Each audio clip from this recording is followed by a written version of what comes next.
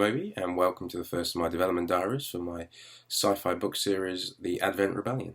The point of this series is to bridge the gap between the very first book, Memories Stirred, which hopefully at least a couple of you have read, and the follow-on, Memories Honoured. I thought long and hard about the tone of this video diary. It's going to be short, but the style in which I'm going to present it, I've gone backwards and forwards a couple of times. Should I do it in a really fast style? There seems to be all the trend, all the hip and happening people that don't use the words hip and happening are saying around the globe, doing it from this angle, from that angle, moving so fast that the screen blurs, or showing off that they've got really expensive equipment. You know the style where they use props and things like that to just sit there and do something really funny and then you all laugh. Laugh. Or with an extreme close-up that might do something cool like sing a song.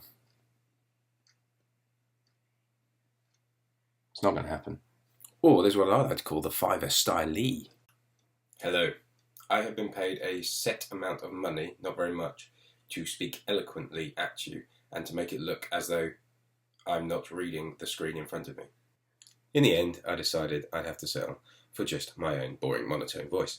So, I will do my best to speak eloquently, I will do my best to speak funny, but I cannot guarantee any of those things, so if you're interested in those two things, probably best if you switch off now.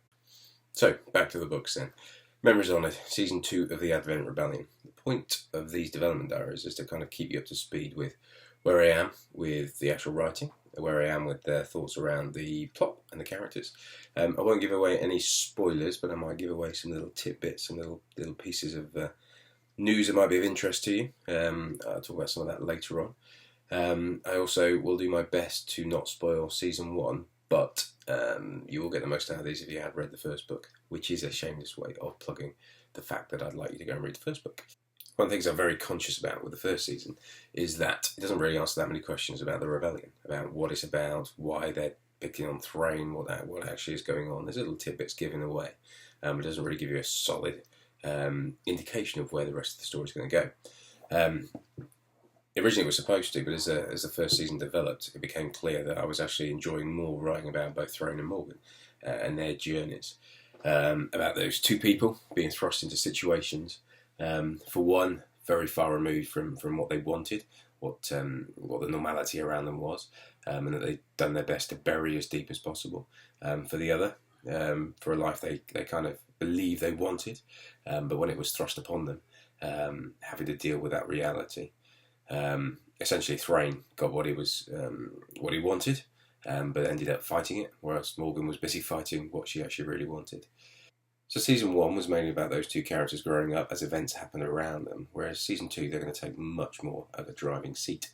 What I'll do through these development diaries and some other stuff I'll release on the website, but a little bit more about that later, is bridge that gap then between Season 1 and Season 2. Give you some insight into possible directions the story could go, likely challenges our heroes will face, and share the odd tip that hopefully might get you excited in anticipation.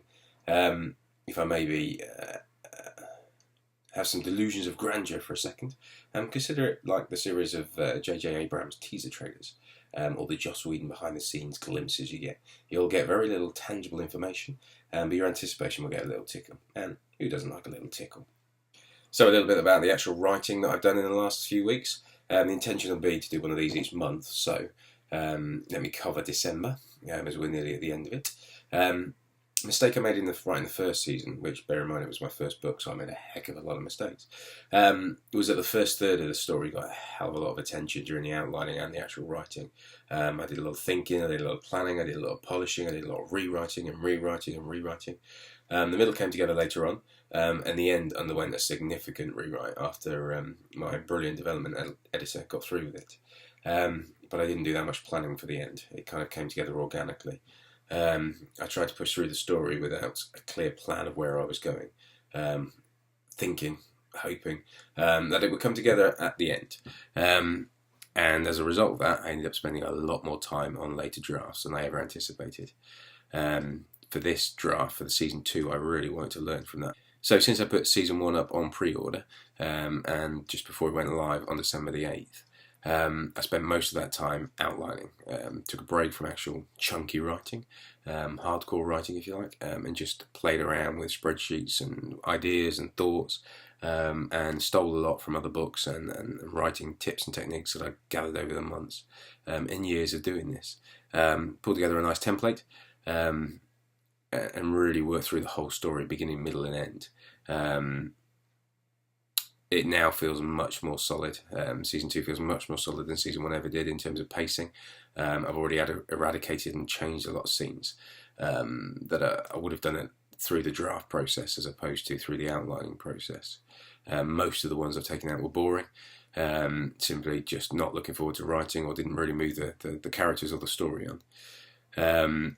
I've got a good outline that identifies the key goals and motives for each character, the key conflicts, the tension in each chapter, in each sequence, each scene, and what is revealed when. One of the things I really struggled with in the first book was when I first started it, it was supposed to be kind of not too much time on the technologies, on the environment, on the world building. Unfortunately, my expectations got a little bit carried away, and the conglomerate, the Veil Wars, the history of everything started to come in, and I started to write a lot more. For book 2, hopefully I don't have to go into quite as much detail, but I want to reveal things in a way that keeps you hooked, keeps you interested. So hopefully all that's spot on. Another lesson I learned in the first season was, despite everything I just said about the outline being much better, is it will ultimately change as I write. And rather than just push on through, I've allowed time in my schedule to actually stop at certain key points as I'm writing the first draft and actually re-outline instead of just keeping going. First time I just kept plodding through and the whole plan sort of... That's my son FaceTiming me. Whoever said giving 6-year-olds gadgets was a good idea? I don't know. So I've done the outline. That got done last piece of November and early mid-December, which means I can start on actual writing. I'm anticipating around 34 chapters according to the outline at the moment. They'll probably be a little bit shorter than Season 1's, where Season 1 racked up some of them around 4,500 words, probably averaging about 2,500. Season 2 looking at 1,500 to 2,000 words per chapter. So it's all about the word count from here on in. Weirdly, I'm kind of looking forward to it, despite the absolute knackeredness of writing the first season and getting up very early. Not sure my family are as a result of that. I'm a morning person, so it's not too bad for me being up at 5 o'clock, but it means that all my non-grumpy time is kind of before they get up. My grumpy time is definitely when I get home from the day job, so we'll see what happens. So I wanted to give you a little bit of insight into the story for Season 2 without giving away anything spoilery. There's a few key questions I kind of wanted to answer for you through Season 2. And I'm making sure that the outline does that. That's certainly one of the bases around which I've built it. And importantly, do it in a paced way that keeps you interested in spending time with Morgan and Thrain, and possibly some other point of view questions. Ooh, sneaky reveal. Here's a quick look at some of the questions I'm using to drive that story. I have the character development questions too, but for this diary, I wanted to focus on the plot. So several questions around Thrain. Will he get to Earth? That's the end of the first book. Why on Earth was Sading wanting a rebelling against conglomerate in the first time? It seemed to be very much about ideology, but let's dig into that a bit more. And fundamentally, who is the storyteller? Who is the woman in Thrain's dreams? And will he find out the answers to all these questions if and when he gets to Earth? For Morgan Clayton Jones, now they've lost Thrain and made quite a public balls up of the situation, what will happen to them? And what is actually the story behind Jones, Clayt and Trevelyan? How did they come together? How have they got that bond? And how come Jones and Clayt are seemingly following his orders? I also want to develop the Advents a bit more. In Season 1, they're very much just one of the excuses for the way society is, the way it's stagnated. Why develop and grow when you have a limitless supply of energy to fuel everything you already have? But I've always had plans to bring them in a lot closer to the stories tied all together. I've been doing a lot of research in some of the ways I want to do that, some science elements. No, don't worry, not going to get too geeky. Building on some of the things I first conceived of when I thought of the Advents. I have to say, quite excited and interested in where that story could go. I think it goes in quite a logical, if you've been paying attention to the story, but also reasonably surprising direction for where things are going to go. Lastly, one of the other things I've been thinking about from a construction perspective is whether Thrain and Morgans are the only direct stories I want to tell through this story. As you may have gathered from the sneaky preview I just gave you, there will be at least one new point of view character in the story. Somebody you have been introduced to, or at least talked about in season 1.